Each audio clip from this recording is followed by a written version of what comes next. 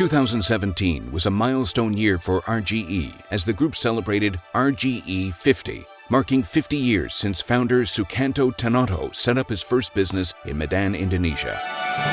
Half a century later, the group employs more than 60,000 people around the world and hold assets of more than $18 billion. RGE 50 was marked by celebrations at the group's locations around the world, where the fifth C was added to the group's 4Cs business philosophy, which is that the group's activities must be good for community, good for country, good for climate, good for customers, and only then will they be good for the company.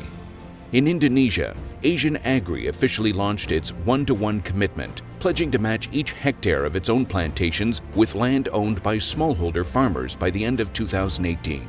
Asian Agri also helped a group of farmers become the first independent smallholders in the country to earn Indonesian Sustainable Palm Oil certification, an important step in helping the country's thousands of smallholders on their sustainability journey. The Fire-Free Village program continued to grow, with Asian Agri signing 7 new villages to the fire prevention effort and April partnering with Australian training company Fireground. Although the teams remain vigilant, 2017's dry season passed successfully with no major incidents. The multi-stakeholder Fire-Free Alliance also expanded, welcoming 2 new members to cover more than 1.5 million hectares of land across Indonesia.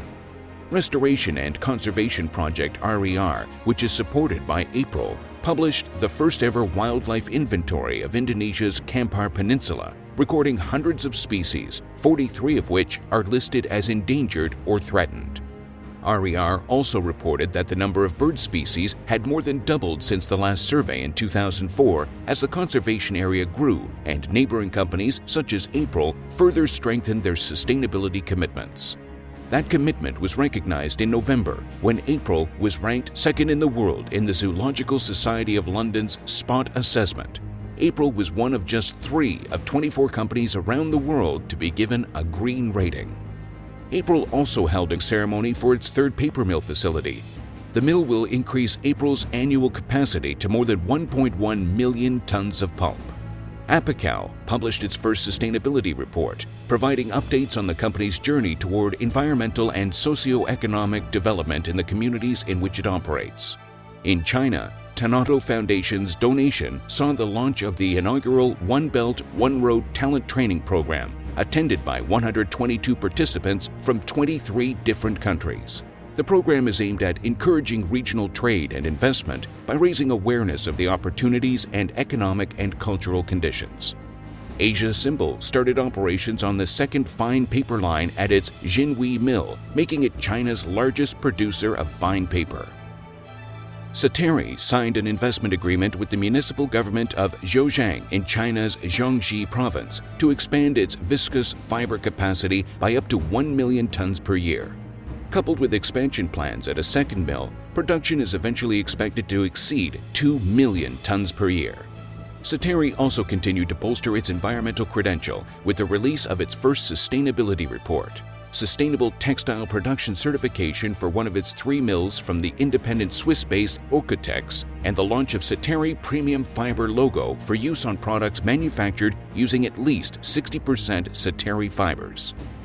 Pacific Oil and Gas signed a letter of intent of the Guangzhou LNG peak shaving terminal joint venture in Guangzhou City, China. The project will further optimize the energy infrastructure of Guangzhou, improve energy supply reliability, and help to improve air quality and reduce greenhouse emissions in the region. In Canada, Pacific Oil and Gas subsidiary Woodfibre LNG was awarded a 40-year export license by the Canadian government. The Minister of Natural Resources, Jim Carr, said the approval would provide certainty to investors and create jobs for Canadians. Woodfibre also successfully amended its environmental assessment certificate to change the plant from seawater cooling to air cooling, following consultations with Squamish Nation. As we look back on not just a successful 2017, but a successful half-century, we also look forward to the future, supported by our core values of complementary team, ownership, people, integrity, customer, and continuous improvement.